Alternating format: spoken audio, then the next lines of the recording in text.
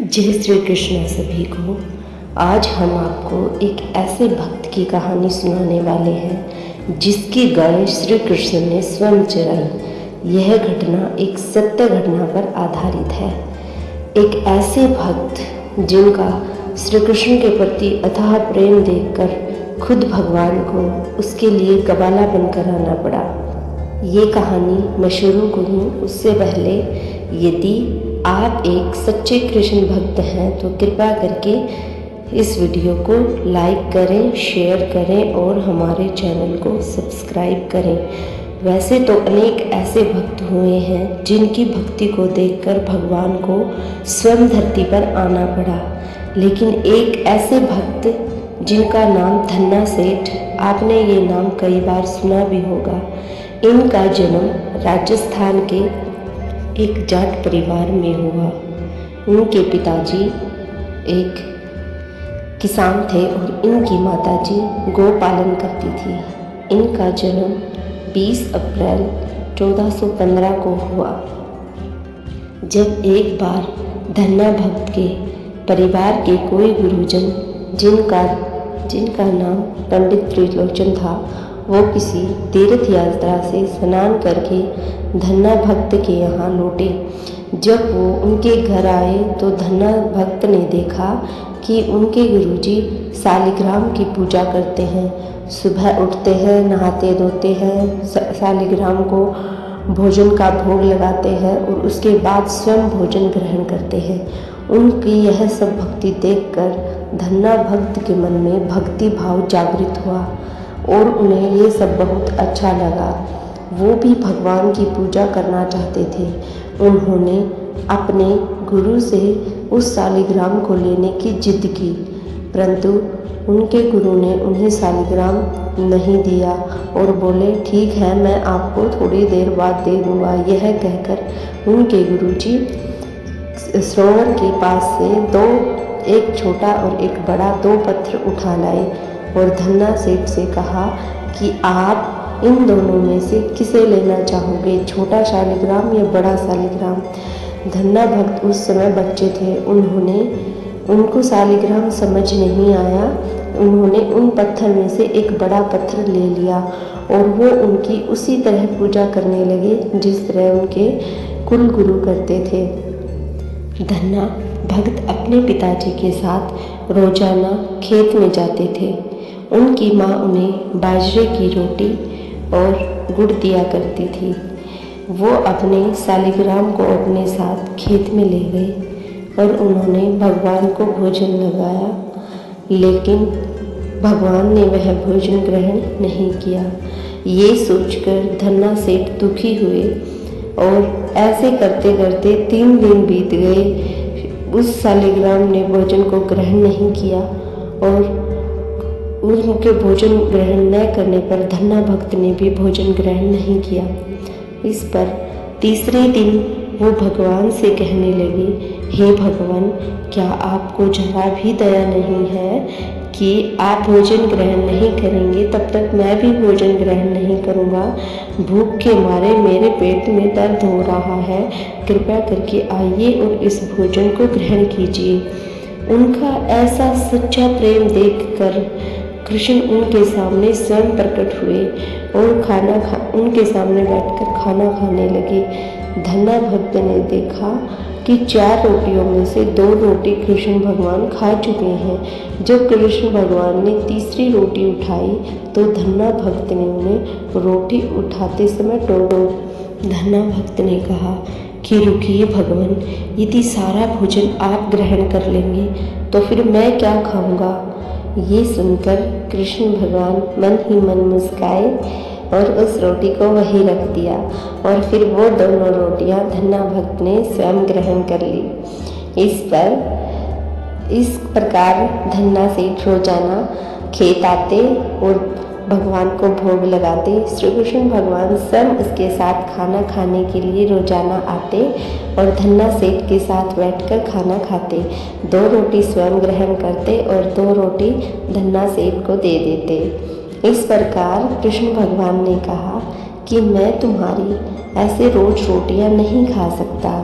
कृपा करके मुझे कोई काम बता दीजिए। इस पर धन्ना सेठ ने कहा, काम तो कोई नहीं है, मैं क्या काम करता हूँ, मैं तो केवल गाय चराता हूँ और मेरे पास कोई काम नहीं है। इस पर श्री कृष्ण भगवान ने कहा, चलो ठीक है, तुम्हारे पास कोई और काम नहीं है तो मैं तुम्हारी गाय रोजाना चरा दिया करूँगा। इस प्रकार धन्ना सेठ रोजाना गाय लेकर खेत में जाते और कृष्ण भगवान के साथ भोजन करते और कृष्ण भगवान उनके साथ मिलकर उनकी गायों का चरावाह करने लगे। इस प्रकार धन्ना भक्त बहुत प्रसन्न रहते थे। एक दिन गायों को चराते समय धन्ना भक्त ने श्री कृष्ण भगवान से पूछा कि आप मुझे अपने हृदय से क्यों नहीं लगाते। इस पर कृष्ण भगवान ने कहा कि मैं तुम्हारे सामने प्रत्यक्ष रूप से प्रकट हो चुका हूँ, लेकिन मैं पूर्ण रूप से तभी मिलता हूँ जब कोई पुण्य आत्मा किसी को सद्गुरु बना ले। इस प्रकार तुमने किसी गुरु की शरणागति ग्रहण नहीं की है, इसलिए मैं तुम्हें गले से नहीं लगा सकता। परंतु धन्ना भक्त ने कहा कि मैं किसी गुरु को नहीं जानता, अब मैं किसे गुरु बनाऊं ये आप ही बताएं। इस पर ठाकुर जी बोले कि काशी में सद्गुरु रामानंद जी मेरा ही स्वरूप है, आप वहाँ जाएं और उनकी शरणागत ग्रहण करें। ठाकुर जी के कहने पर धन्ना वहाँ चले गए। रामानंद जी से शिक्षा ग्रहण करने के बाद रामानंद जी ने उन्हें अपने घर जाने को कहा। इस पर धन्ना बोले कि हे गुरुदेव, मैं घर नहीं जाना चाहता, आप मुझे घर जाने की सलाह क्यों दे रहे हैं। इस पर उनके गुरु ने कहा कि यदि आप खेती करते हुए, माता पिता की सेवा करते हुए भजन करोगे, भगवान को भी खुशी होगी कि तुम अपना कार्य करते हुए भी भगवान का स्मरण करते हो, इसलिए तुम अपने घर चले जाओ। अपने गुरु की आज्ञा का पालन करते हुए धन्ना अपने घर को वापस लौट आए। अपने घर आने के पश्चात धन्ना भक्त अपने माँ बाप की सेवा करने के साथ साथ भजन कीर्तन करने लगे। उनका भजन कीर्तन सुनने के लिए दूर दूर से साधु संत आने लगे। उनके घर साधु संत आते तो धन्ना भक्त उन्हें भोजन वगैरह बनाते और भोजन ग्रहण करवाते थे। इस पर उसके पिताजी ने एक दिन धन्ना भक्त से कहा कि देखो भाई, हम गृहस्थ आदमी हैं, हम खेती करके अपना जीवन निर्वाह करते हैं। इस तरह रोजाना यदि तुम्हारे साधु आएंगे तो हम इनके लिए रोजाना भोजन की व्यवस्था नहीं कर सकते।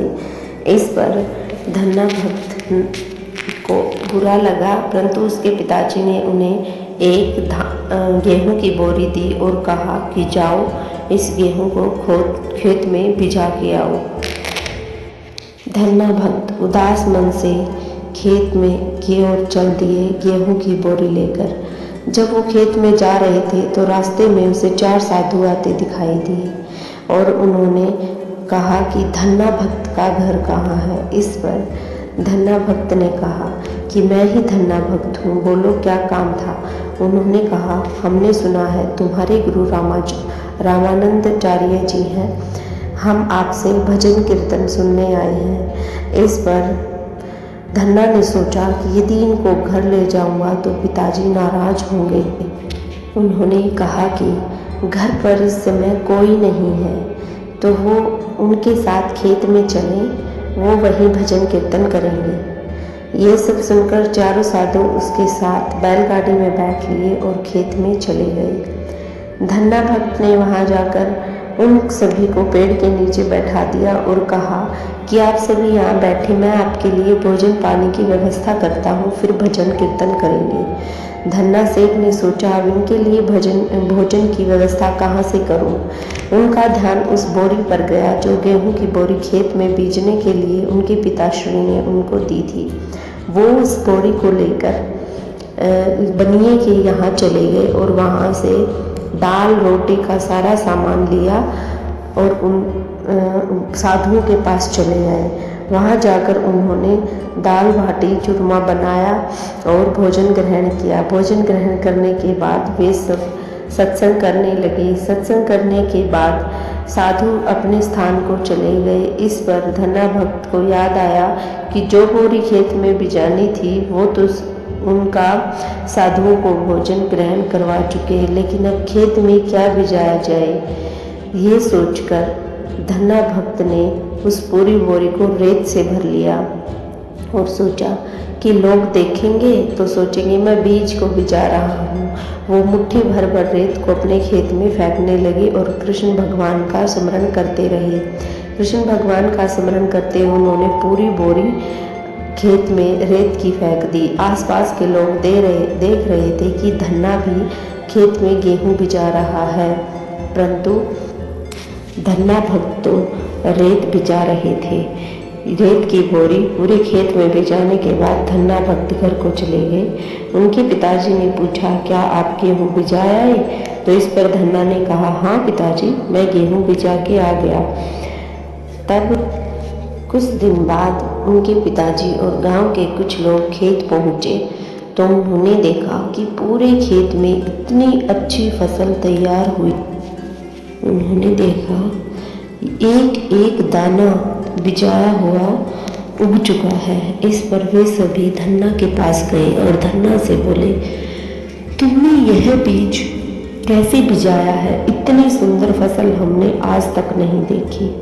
इस पर धन्ना भक्त ने सोचा कि मैंने तो वहाँ रेत बोया था, फसल कैसे उग सकती है?